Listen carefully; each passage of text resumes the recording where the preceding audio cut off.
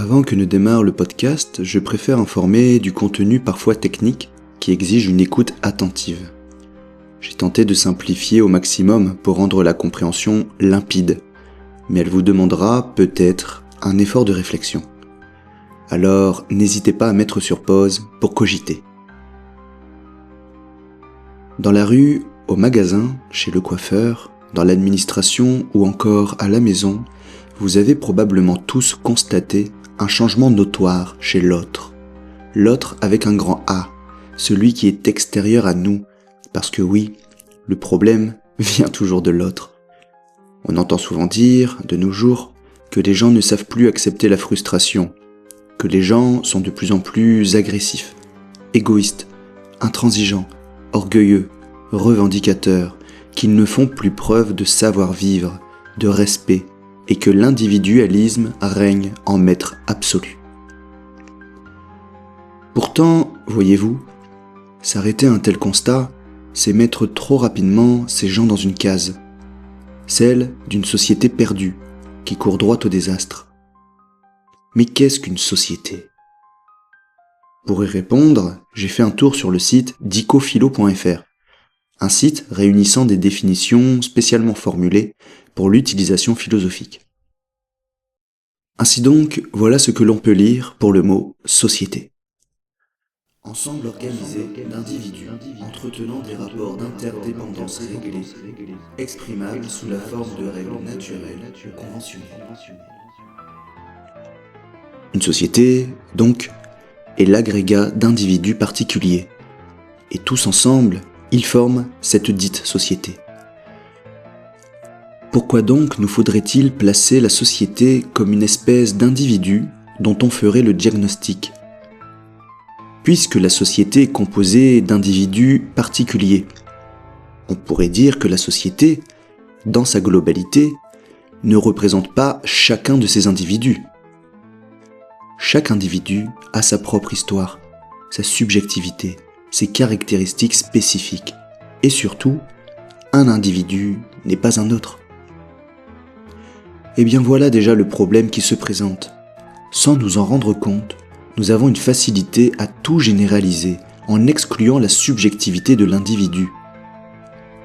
Prenons un exemple qui nous servira de tremplin. La délinquance est au cœur de l'actualité et certains partis politiques s'en servent à cœur joie. D'après certains, l'insécurité est devenue un problème si important qu'il en est un critère crucial dans le choix de vote.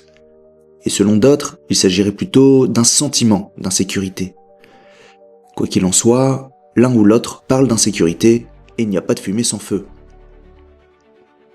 Il suffit de voir dans les rues parisiennes ce qu'il se passe quand un club de football gagne le match pour comprendre la stupeur qui en découle.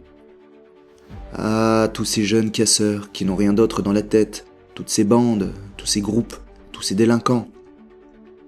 Pourtant, je peux vous assurer que si vous isolez un de ces individus du groupe, vous découvrirez de lui des choses surprenantes, des choses inattendues. Inattendues car ne répondant pas aux attentes de vos préjugés. Vous éprouveriez même de la sympathie, de l'empathie. Dans les podcasts précédents, j'évoque la notion de principe de causalité, c'est-à-dire que pour tout effet, il y a une cause. La délinquance, qui est un effet, a donc bien une cause. Il faut donc chercher et étudier cette cause qui pousse l'individu au comportement inadéquat. Les gens, devant le poste de télévision, observent les informations du journal télévisé. Ils observent un déferlement de haine, une jouissance certaine dans la destruction, et se demandent « Mais où est passée l'autorité ?» Pris dans l'émotion d'un tel saccage, ils accusent. Cette génération ne vaut rien. Qui paiera notre retraite ? Où sont les parents ? Où sont les forces de l'ordre ? Que fait le gouvernement ? Comme si, finalement, ce serait la punition et la sévérité qui répondraient correctement à ce problème de société. Pourtant, je peux vous assurer que ces mêmes personnes critiques ont bien des points communs avec ces jeunes stigmatisés. À la piscine où je travaille, il nous arrive très souvent de subir des petites agressions verbales parce que l'on dit aux clients que les shorts sont interdits. Cette interdiction semble les frustrer. Il y a peu, au restaurant, j'ai vu une dame faire un scandale parce qu'on lui avait servi le mauvais burger. Mais au-delà de mes exemples, je suis certain que vous aussi avez constaté toutes sortes d'incivilités, notamment sur la route. Ce qu'il se passe, c'est que l'autre a toujours tort. Il ne respecte rien. Il ne respecte rien de ce qui devrait, selon mon prisme de la réalité, être respecté. C'est un point crucial.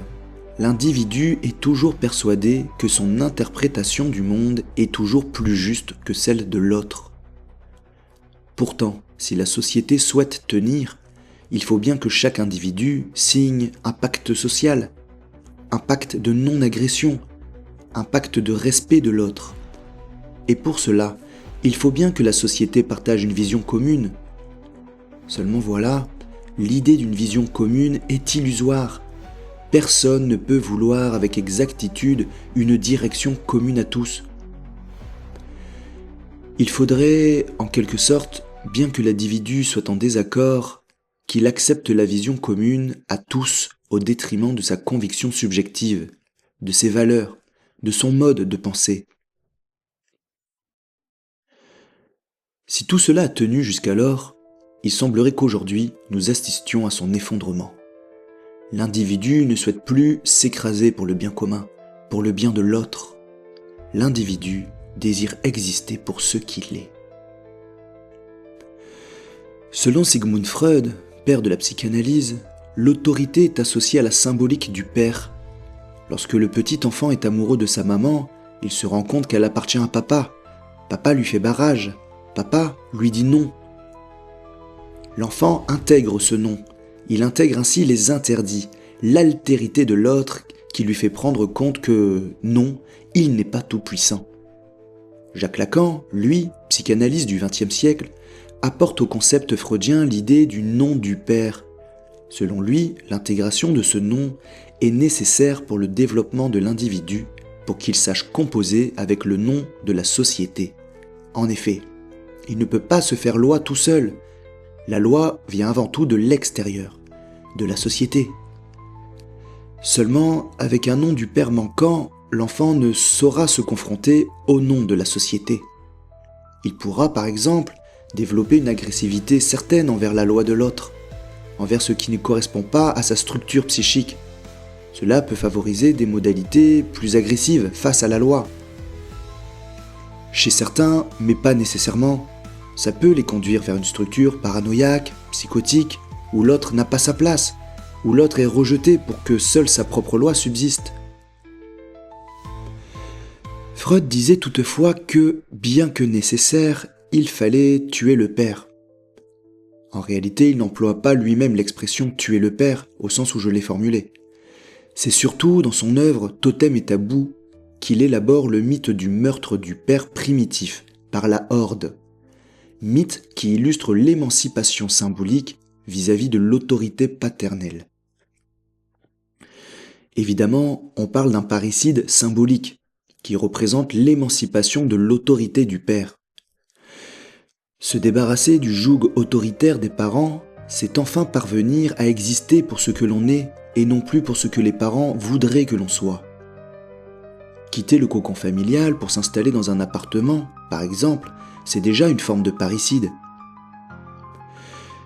Si l'on suit ce que dit Freud, l'autorité verticale de l'autre empêche donc l'individu d'exister pour ce qu'il veut exister. Au travail, par exemple, nous nous devons de respecter le protocole professionnel, d'obéir aux ordres, aux consignes. Ce n'est pas vraiment l'endroit où l'on peut jouir de la liberté d'être, sauf dans quelques rares exceptions. Et puis, il y a eu le Covid. Payé à rester à la maison, sans autorité verticale, à prendre du temps pour soi, à exister comme l'on veut exister, loin de l'autre, l'individu a pris conscience qu'il pouvait exister comme il le souhaitait. Il convient tout de même de préciser que persistait une autorité. En témoigne l'état d'urgence sanitaire et son couvre-feu, par exemple. Mais c'est une autorité vécue comme affaiblie. Les gens ont découvert le télétravail, l'auto-organisation, le recentrement sur soi. Mais le rêve se brise. Il faut retourner au travail, s'écraser de nouveau pour enrichir un autre afin de survivre et oublier qu'on a existé. Ça ne passe pas. Les gens s'y refusent. Ils savent que c'est faisable. Ils savent qu'ils peuvent exister. Et il est hors de question de faire machine arrière. Alors ils existeront au détriment de l'autre. Ils existeront en balayant d'un revers le père symbolique.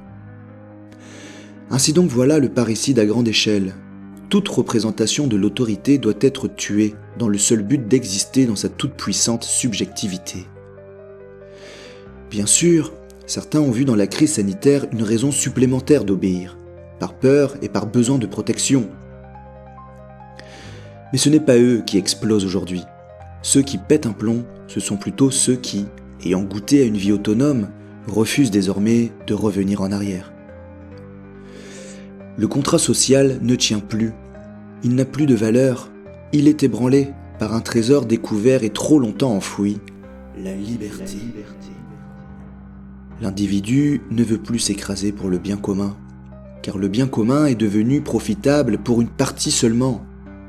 Comment peut-on appeler commun ce qui a été voté par seulement la moitié du peuple ? Le principe même de démocratie s'effondre. Le peuple refuse de se voir imposer des mesures dont il n'en est pas le responsable. Le problème n'est pas que la démocratie fonctionne à la majorité, c'est sa règle, mais que le consentement s'effrite. La loi, même votée, paraît de moins en moins neutre, signe d'une crise de confiance et d'une fragmentation du commun. L'oppression du pouvoir vertical ne tient plus, il écrase, il s'effondre, et ce n'est pas ce qui était souhaité dans le contrat social. J'ai parlé plusieurs fois de pacte social, de contrat social, et c'est pour une bonne raison. C'est en philosophie politique que l'on retrouve cette idée. Le contrat social doit protéger l'individu qui s'y insère en échange d'une espèce de promesse quant à bien se comporter pour le bien de tous. On retrouve notamment cette idée dans l'œuvre du philosophe des Lumières, Jean-Jacques Rousseau, du contrat social, et de manière plus extrême encore dans le Léviathan de Hobbes. Ce dernier est convaincu que l'homme étant un loup pour l'homme, il lui faut se protéger à l'aide de la société. Cependant, cela a un prix, celui de sa liberté. À quoi bon rester dans une société qui ne protège plus et qui écrase notre liberté ? Autant s'enfermer dans sa propre société, qu'est la famille. Si bien que chaque famille, faisant de même, nous nous retrouvons avec des groupes d'individus souhaitant plus que tout au monde protéger ce qu'il lui reste de liberté. Au diable donc les conventions, le respect de l'autre, ce que je veux, moi, c'est exister au détriment de l'autre. La solution résiderait en un changement sociétal, peut-être pour l'heure utopique, et qui se baserait sur la considération de l'autre, sur l'apprentissage d'observation de ce qu'il y a de meilleur chez l'autre, sur la cessation de comparaison obsédante. Cela pourrait passer par l'école, où dès le plus jeune âge, on enseignerait des valeurs différentes de celles d'aujourd'hui. Fini la comparaison maladive, la jalousie, l'envie, la possession, et place au partage, au respect, à la reconnaissance du voisin.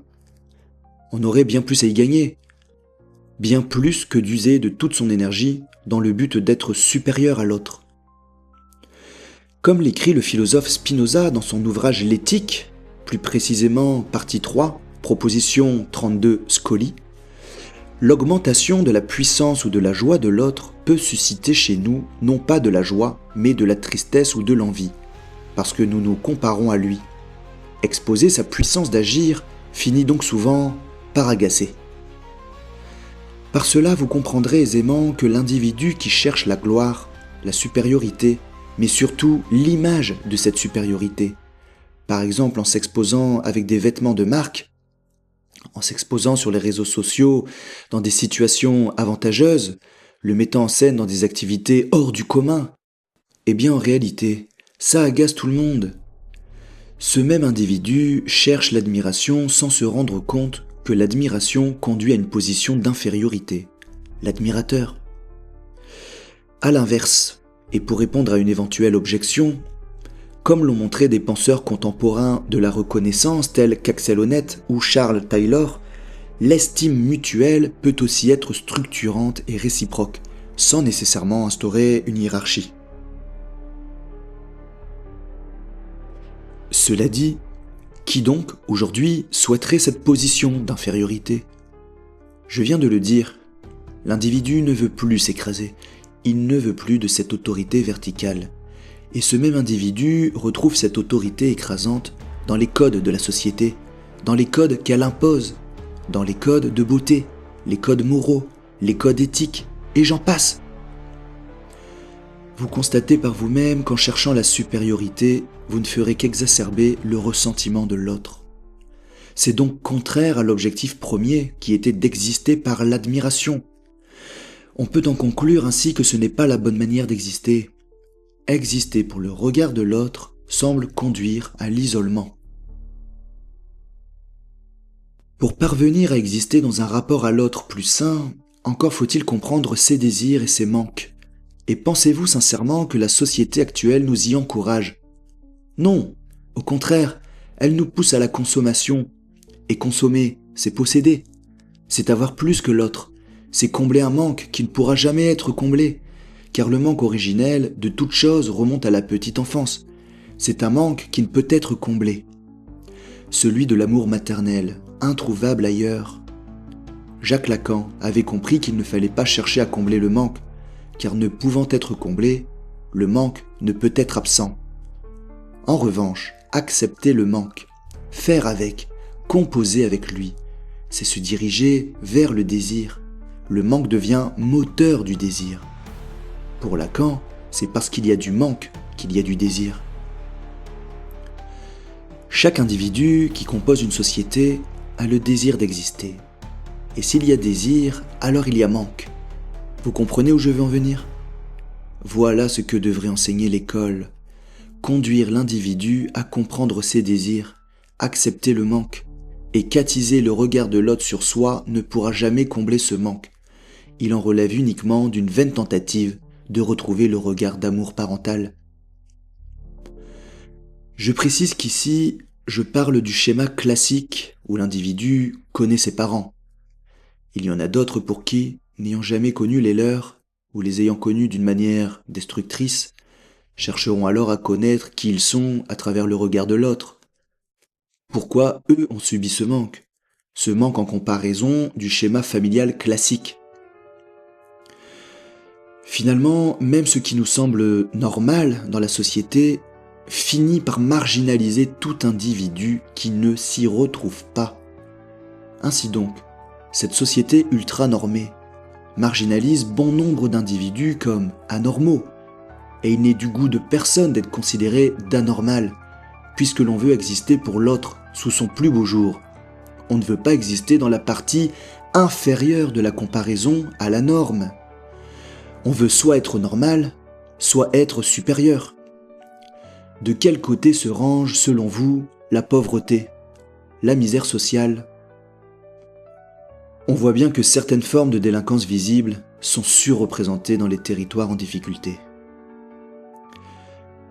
J'espère que vous l'aurez compris, surtout pour ce qui vient, mais je souligne ici le côté pathologique des normes et non leur nécessité de base. Je le disais tout à l'heure, l'oppression autoritaire de la société conduit cette dernière à tout normer excessivement. Le jeune délinquant se retrouve tenaillé entre sa volonté de tuer le père symbolique pour s'émanciper et exister comme il le souhaite, mais ce même souhait est forcément comparé aux normes imposées de la société. Exemple, je ne veux pas être un larbin à qui on dit quoi faire et comment se comporter, je veux être moi, un self-made man, je veux réussir et qu'on m'admire. Seulement, la société n'admire que ce qui est normal ou supérieur à la norme, conduisant l'individu à la frustration, à l'échec du parricide, à la désillusion, à la colère. Ces pulsions finissent par se retrouver dans ce que Freud appelait la pulsion de mort, une tendance destructrice inscrite dans le vivant, que les contraintes sociales peuvent attiser jusqu'à l'explosion, une pulsion qui doit être défoulée et non refoulée. Ce défoulement passe chez de nombreux jeunes par l'expression de ce qui ne va pas. Il s'exprime en saccageant cette société trop formatée, cette société trop marginalisante. Détruire, c'est aussi un moyen de parvenir au parricide, je détruis l'autorité, je détruis la norme, je deviens pionnier, je renverse les tendances, enfin j'existe pour ce que je veux. Finalement, vous voyez bien que c'est triste. Ces mêmes jeunes passent à l'acte parce qu'ils n'ont pas d'autre moyen d'évacuer ce mal-être. Pourtant, si l'école leur avait appris d'autres valeurs que celle de se comparer sans cesse à autrui, ils seraient peut-être parvenus à comprendre leurs manques, leurs désirs. Ils n'en seraient pas arrivés à se sentir anormaux, frustrés. Qui prend réellement le temps d'évaluer ce qu'il y a de meilleur chez l'autre ? Considérer l'autre, c'est aussi le pousser à s'élever pour lui, pas au-dessus des autres. C'est le porter à prendre confiance en ses capacités, qui à son tour conduiront d'autres au même procédé. Cela ne vous semble-t-il pas un bon échange ? Je te considère par ma faculté de trouver en toi ce qu'il y a de meilleur selon mes critères, et toi, tu fais de même. C'est une entraide précieuse.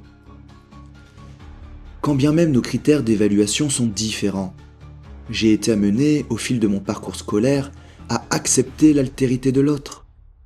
Je prends conscience de ma valeur, de ce que je peux apporter à l'autre, sans me comparer à ce qu'il me manque. À cela s'ajoute que le cadre de la société est chaque jour plus exigeant. Il suffit de regarder les critères de beauté sur les réseaux sociaux pour comprendre que, désormais, être beau appartient à une minorité chanceuse. Cette minorité chanceuse écarte la majorité malchanceuse. Mais cette dernière fera tout pour ne pas être dévalorisée, quitte à s'en épuiser. Car oui, finalement, la société exigeante finit par épuiser, finit par faire péter les plombs. Trop c'est trop. C'en devient tellement écœurant que je finis par l'écarter de ma vie, quitte à ce que cela se fasse avec agressivité. C'est un cri, un appel au secours, un « Écoutez-moi bordel, considérez-moi en dehors de cette norme comparative, par pitié ». Cette société qui arrive à saturation ne parvient plus à se canaliser. Elle pète un plomb, elle passe à l'acte, elle décide de ne plus se laisser écraser, elle agresse, elle impose à son tour, elle force à être respectée, considérée. Les sociologues parleraient ici d'anomie. Quand les normes deviennent floues, les repères vacillent et les frustrations explosent. Finalement, les gens veulent être écoutés. Je finis sur un exemple vécu pendant mes vacances et qui reprend parfaitement tout ce que nous avons vu. En Espagne, je décide d'aller chez le coiffeur et je tombe sur un salon sympathique. Le gérant me prend en charge et de fil en aiguille apprend que je souhaite devenir psychanalyste. Il se met alors à me déballer toute sa vie, comme un besoin incroyable d'être enfin écouté et pris en considération.